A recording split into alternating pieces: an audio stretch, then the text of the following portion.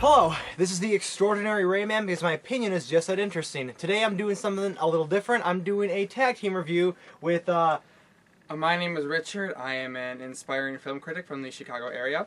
And today we are going to be reviewing a film called Sucker Punch. Sucker Punch.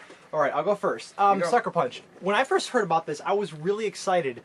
It's a movie that has everything, okay? It has dragons, hot chicks, machine guns.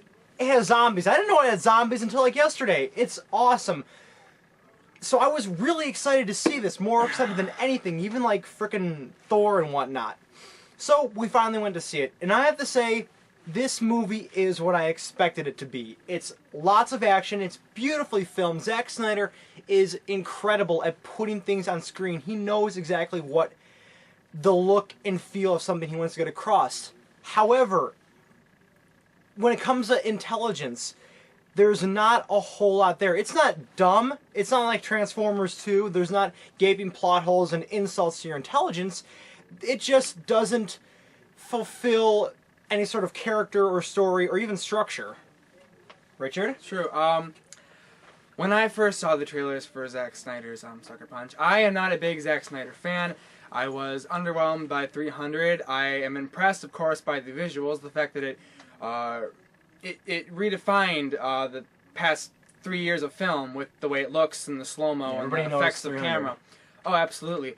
Watchmen took an amazing book and turned it into... Well, I won't even go into it. I was underwhelmed by Watchmen. But with Sucker Punch, it was completely Zack Snyder's mind. And in the way that every Michael Bay movie has been, we finally know who Zack Snyder really is.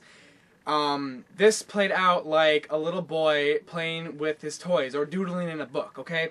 Now, for better or worse, it is 100% like that. There's no thought behind it. There's very little going into it. I don't want to compare it to Inception, but it's inevitable. A film like Inception, which is generally dealing with the same aspect of the human mind, was flawless in its storytelling, and every aspect of it was tight. The rules it set up were never broken, okay? This movie does not establish rules. It does not even attempt to make rules. In fact, when it tries to make rules, it just goes about halfway, okay? Yeah, that makes me think of something I saw in the trailers when the wise man, I think that's the character's name, he is telling Emily Browning's character, Baby Doll, when I point out that all the characters in this have stripper names, he's pointing out... Pretty hot. It is pretty hot. He's pointing out to her that there are all these items that she needs to collect. She needs to collect a knife, fire, and all these things.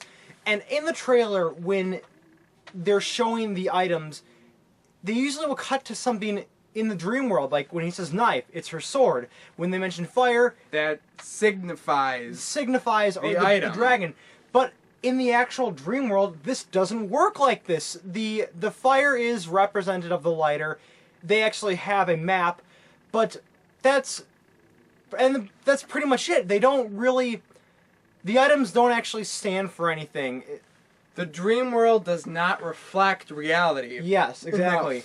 And again, we will not compare this to Inception, but we are going to compare it to Inception. Because... Is that fair? Absolutely! No? Go ahead. Anyway, you can just see in certain parts where they figure, oh, well, we should kind of try to link it into it. Like there's a scene involving a train and a wire where you'll point at it and go, oh, cute. Yeah, but it's way too obvious. It's way too late, too. They're like more than halfway through the movie, and none of the rest of the stuff that's happened. They go to Frost Samurai Giants and stuff, and you're like, in the back of your mind, you're trying to link it to stuff that's going on, because they show you a key, and they show you a lighter in the first 10 minutes of the movie, so you're thinking, oh, this is the stuff they're going to have to, this is going to represent this in this part, and so you're trying to make the connection in your head. But then it goes back to the real world, and you realize, oh, there is no connection. Because like in the first action sequence that takes place in the dream world, they're trying to get a map from a bunch of zombie Nazis, which are powered by steam and clockwork. They have to get a map. And in the real world, whatever, whichever character, Sweet Pea, she's trying to get into the Blue, the bad guy, his like office, and steal the map of the whole asylum that he has on his wall. All right, that's her assignment. All right, let's go from there. But when you get into the dream world, she has no interaction with the map whatsoever. At the last shot of the dream sequence is Baby Doll, Emily Browning's character, grabbing the map, and then they all wake up. And back to the whole thing about structure, right?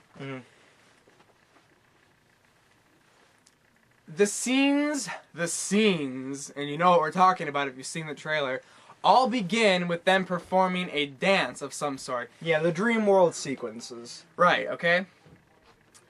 It makes absolutely no sense that they are all in a room dancing, and then by the end of the sequence, they have the item. It never explains what happens, because they never leave. They're there. Yeah, it never makes it clear that they never establish what the link is. I mean, they use this. What's her name? Carla Gugino? Gugino? Gugino? Gringo? Gringo? I think it's Gringo. What? Carla Gringo. She's a Gringo. She's the mom in Spy Kids, and she's the first to expect her.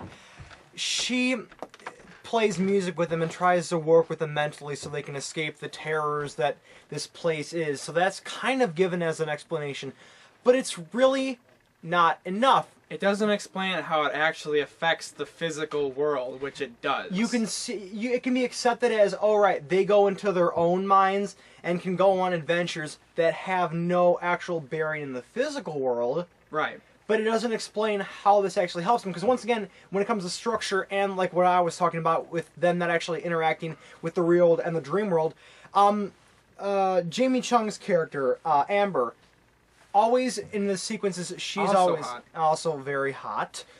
She is always the machine expert. She's always piloting. She pilots the planes, the helicopters. She pilots a giant robot mech, which I think should have been in more of the movie. It has a bunny rabbit on the front. Yeah, and it flies. But why? Nothing about her character at any point is established as... They don't explain why she is the pilot or the mechanic or whatever you could use for someone who pilots a giant robot. I remember thinking, like I said, with the tools and everything having something to do in the real world and the dream world and having some sort of connection there, I remember thinking that the characters were going to have weapons specialists, combat specialists, demolition. On the posters, I remember seeing a picture that really got this thought process going. Was a picture of Vanessa Hudgens. Not a hottie. I'd argue that with you strongly, but... He would lose the argument. All right. She's a slut. Okay, so I remember seeing a poster with her on it. You guys are witness to this threat. I remember if anything happens to me. I remember seeing a poster with Vanessa Hudgens, who's hot, and she was standing there like with her fists up, and there's like fire, and I'm thinking, okay, she's an expert at kicking the crap out of people. That makes sense. And then Baby Doll is good with weapons, and then one of them's maybe good with one of them's like the brains or something like that. Basically what he's trying to say is there was no point to having all these characters. Yes, you might as well have just had one. But since we have 5 or 6, we can just have 5 really sexy ladies in a movie. I'm all for that. But you said this. Justifying it as a movie. If Snyder was going to make this movie as over-the-top and ridiculous as it was, he needed to prove, like he did with Watchmen, even though I don't like Watchmen, he proved he's a clever guy, okay? Yeah. He made Watchmen into... He made the unfilmable into a film. He made the unfilmable into a film. He didn't quite make it a parody of superhero films. He didn't quite make it a tribute. He made it some perverse middle ground, okay? And it was really quite smart. If Zack Snyder was to take a movie that was going to be this ridiculous and really prove to audiences that he was a clever guy, I don't know if even this is what he wanted to do. He needed to prove that it belonged on screen. Because for the first time in my life, I'm watching a movie like this and saying, wow, this could have been a video game. People said it about Transformers. People said it about movies I hate. On my review for Battle LA, I mentioned that about, well, Battle LA, because there's just constant action and no, story structure. People say it about movies I hate, but I will stick up for them and say no. They are films and cannot be put in a video game world. Video games nowadays have more story than Sucker Punch did. They have more character development, and you actually get to play the action. So what exactly is the point of Sucker Punch being on screen? That's the question I want. And the answer is, it's visually, it's incredible. I mean, I keep bringing this scene up. There's a part where they fight a bunch of robots in a train. That scene is one of the most complex, amazing, jaw-dropping action sequences I have ever seen. Take the one-shots from Children of Men and combine it with The Matrix. Take the Matrix, take the Matrix and the fight scene from Old Boy and put it together, because it's mostly just one continuous shot. It starts off with Baby Doll. She shoots, and you see the shell fly past her face. Then it just goes, and it accentuates every slash, every hit, everything, switching from computer-generated image back to live action. They're punching things through wall. They're getting punched. They're throwing. They're jumping through the air. It'll go from them just hitting things to a computer-generated image of them slicing something in half. It's like a ballet. This is one of the first movies, too, where the jump between CG animated lady is nearly flawless and real lady is flawless. There wasn't that annoying blurred green screen face on the computer body. Kind of like loopy. I mean, there's the fake motion blur, but it doesn't look that bad because the rest is poorly motion blurred. The thing about a movie needing a story is a movie is not a book. A movie is a visual medium. So the visuals in it drive what is happening. That's very important. You can use symbolism and timing and stuff like that. That's why slapstick, only works in film and stage. But the reason why a story is so pivotal to a film is because unless you have events and characters, situations, scenarios that are going to stick with you after you're done with the film, you're not going to think about it. Now, if this is to be just cheap popcorn film, it accomplishes that rather well. It does, flawlessly. I mean, if that's what you want to take it as, fine. That's probably what I should take it as. Probably, yeah. But there was a movie that came out a couple months ago called Avatar that you might have seen in theaters. People didn't like it because they claimed it was derivative and that it was unoriginal and that it was cheesy and it was stupid. But they couldn't quite pass that off as a technical masterpiece. They had to go into it and take it apart and call it trash. Now, I'm pretty sure this movie is the same thing. I wouldn't say the same thing. I wouldn't say it's as immersive as Avatar. It wasn't in 3D. Because it's too convoluted and simple at the same time. Right.